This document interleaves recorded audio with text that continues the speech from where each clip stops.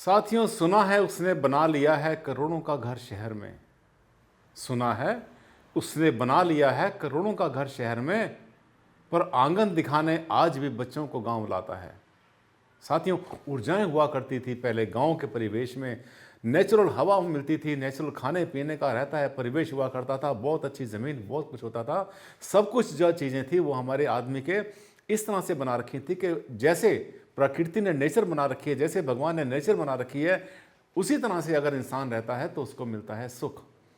लेकिन आज आज जो है आप देखते हैं कि जंगल हैं कंक्रीट के, बहुत सारी इमारतें हैं, सब के सब रहने का परिवेश हमारा बदल चुका है। बारिश का पानी, खुली हवा, सुबह की धूप, ये सब चीज़ें धीरे धीरे हमसे दूर होती जा रही हैं। आज क्या करते हैं कि जैसे हम मकान बदलते हैं ना, एक मकान से दूसरे मकान में जाते हैं तो डर लगता है। वही लिखा है मैंने, डर लगता है मकान बदलते हुए। क्यों? पता नहीं वहाँ पर क्या होगा। साथियों, लोग ये सोचते हैं जिस मकान में मैं रहता हूँ यहाँ पर तो भगवान ने मुझे बहुत समृद्धि दी, मुझे संतान दी, मुझे नाम दिया, यहाँ पर बहुत बड़ा रुतबा दिया, कोई कमी नहीं है, बहुत खुशहाली दी। अब मैं बड़ा आदमी बन गया हूँ, अब मुझे बड़ा मकान चाहिए, परिवार बड़ा हो गया है। लेकिन डर लगता है भारद्वाज जी, मैं मकान बदलूं कि ना बदलूं, पता नहीं दूसरा मकान कैसा होगा। साथियों, बिल्कुल ठीक है, क्या गारंटी है कि दूसरा मकान उससे अच्छा होगा? क्या गारंटी है कि दूसरी फैक्ट्री इससे अच्छी होगी? क्या गारंटी है कि दूसरा ऑफिस इससे अच्छा होगा? तो क्या करें? क्या इसी में ज़िंदगी काट दें? नहीं।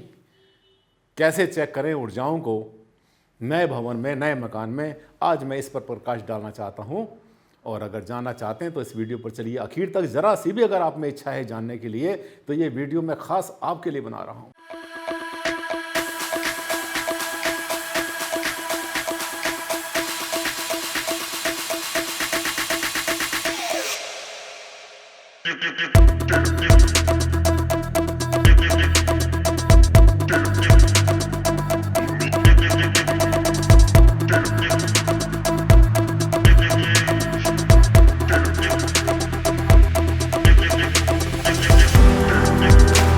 नमस्कार साथियों, मैं हूं डॉक्टर आनंद भारद्वाज, आपका जाना पहचाना वास्तु कंसल्टेंट।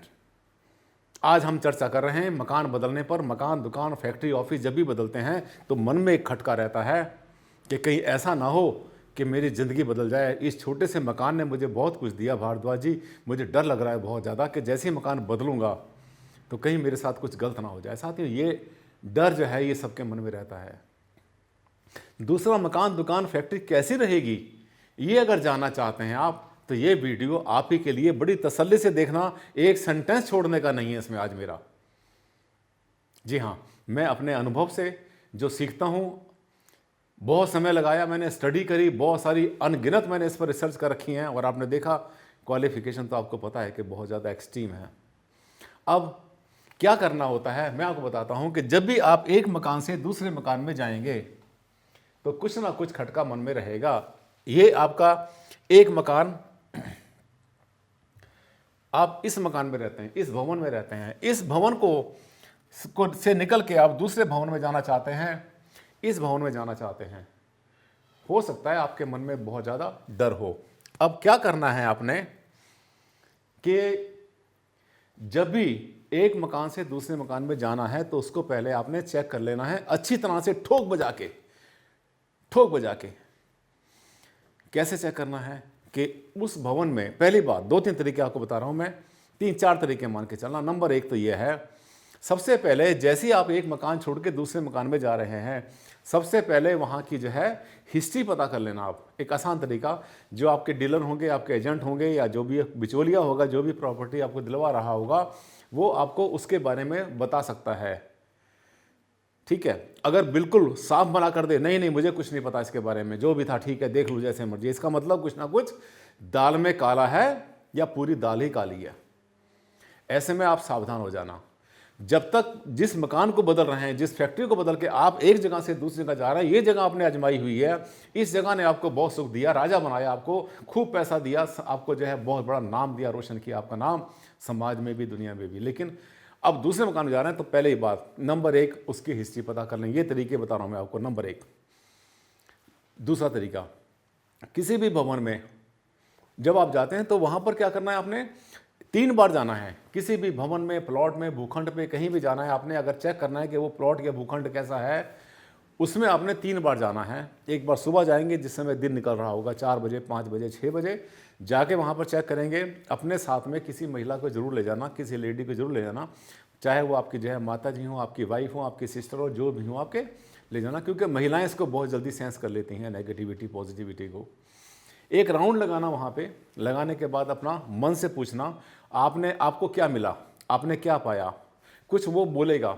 साथियों एक बात आपको बताऊं, ये जो पावर है ना, जो शक्ति है, ये जो हमें कहते हैं ना हमारी थर्ड आई काम करती है, हमारी सिक्स सेंस काम करती है, हमारे तो करती है। मैं तो वास्तु कंसल्टेंट हूँ, मैं तो कहीं पर जैसे ही कहीं पर एंटर करता हूँ बहुत जल्दी पता चल जाता है कि यहाँ पर क्या चल रहा है, क्योंकि इसको चेक करने के लिए एक तो हमारे पास समझ है, फिर दूसरी बात हमारे पास दूरदर्शिता है, हमारे पास में एक्सपीरियंस हमारे पास में है, फिर भगवान ने वो शक्ति दे रखी है हमें, क्योंकि इस प्रोफेशन में। उसके अलावा आपको बताया था मैंने पहले भी कि मेरे पास बहुत सारे सेंसर हैं, स्कैनर हैं, ज़मीन की एनर्जी चेक करता हूँ। अगर अर्थ की एनर्जी कहीं पर 9322 से कम होती है तो उसको नहीं लेता हूँ, कभी भी लेता हूँ मैं। 10,000, 10,500, 11,000 मिल जाए तो फिर कहना ही क्या, 11,500 मिल जाए तो कहना ही क्या, होती तो वैसे 13,500 तक मिल जाती ज़मीन हमें। 8,000 से कम अगर की एनर्जी मिल जाती है हमें तो मैं कहता हूँ यहाँ पर कभी भवन बन ही नहीं पाएगा, इसका ये प्लॉट आपका खाली रह जाएगा। खैर ये तो बहुत ज़्यादा टेक्निकल की बात होगी, पर मैं आज आपको जो बता रहा हूँ वो तरीके बता रहा हूँ जिसमें कि आप अपने आप भी चेक कर सकते हैं। एक तरीका हिस्ट्री पता करी, दूसरी बात आप सुबह गए, फिर एक बार दोपहर का जाओ जब बिल्कुल सूरज सिर के ऊपर हो, 1 बजे, 12 बजे, 2 बजे के आसपास, फिर से जाओ एक बार राउंड वहाँ लगा के आओ, साथ में ले जाओ किसी महिला को, फिर उनसे फिर पूछो, आपस में शेयर करो कैसा लगा। सुबह तो बहुत अच्छा लगा था, अब भी बहुत अच्छा लगा, अब एक बार शाम को फिर जाना है आपने, जिस समय दिन छुप रहा होगा, शाम को 4 बजे, 5 बजे, 6 बजे, जिस समय सूरज छुप रहा होगा उस समय भी एक बार जाना है आपने। और जाने के बाद चेक किया आपने, घूमे वहाँ पर, और आपको 3 बार एक जाने में आपको ऐसा लगा मज़ा आया, या तो हुआ ऐसा लगा मज़ा आया, बहुत बढ़िया, हल्का हल्का फील हुआ, वंडरफुल। सेकंड हो सकता है नहीं, घुटन फील हुई, मज़ा नहीं आया। तीसरा होगा कि अरे जाते ही ऐसा लगा निकलो यहाँ से बाहर जाओ, ये तो जगह बेकार है बिल्कुल, मन ने ऐसे कहा। तो ये 3 जो अनुभूतियाँ आपकी हैं, ये अनुभूतियाँ आपको जगह के बारे में पूरी तरह से सूचना दे देगी कि जगह नेगेटिव है, पॉजिटिव है या कैसी है। ऐसे तो अगर आपने कोई बाई चांस अगर नेगेटिव जगह कहीं पर ले ली है, उसको इंप्रूव करने के बहुत तरीके होते हैं, सिंपल रेमेडी होती हैं, लेकिन ये तरीका जो है बहुत अच्छा होता है, जिसमें कि हम ऐसी प्रॉपर्टी ले ही ना जिस प्रॉपर्टी में कोई समस्या हो। क्योंकि आजकल होता क्या है कि जो आपके पास ऑफर आई हुई ना, आपने देखा कि ये जो है आपके पास ऑफर एक आई हुई है किसी भी मकान की, किसी भवन की, ठीक है, ये तो आपको जो दिखा रहा हूँ सब पॉजिटिव हाउस हैं, बहुत अच्छे हाउस हैं ये।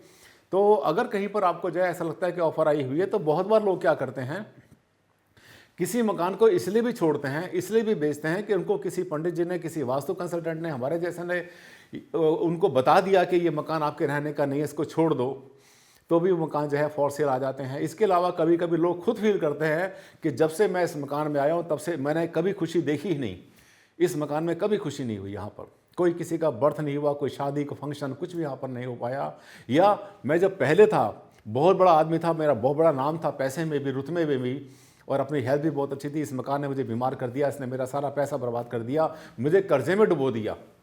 ये क्या होता है, हर मकान के अपने अपने सिम्टम होते हैं। तो जो मकान आप बनाते हैं, आप जितने मेरे वीडियो देख रहे हैं, जितना आपने सब्सक्राइब तो किया होगा, ज़रूर किया होगा आपने ईमानदारी से, और जो आपने सीखा है ये सब कुछ अपने घर पे लगाओ। एक बात आपको लास्ट में चलते चलते बताऊं, जो मज़ा प्लॉट लेकर के, भूखंड लेकर के मकान बनाने का है, वो मज़ा बने बनाए मकान में जाकर के इसको तोड़ फोड़ करके मकान को गिरा कर ठीक करने में वो मज़ा उतना नहीं है।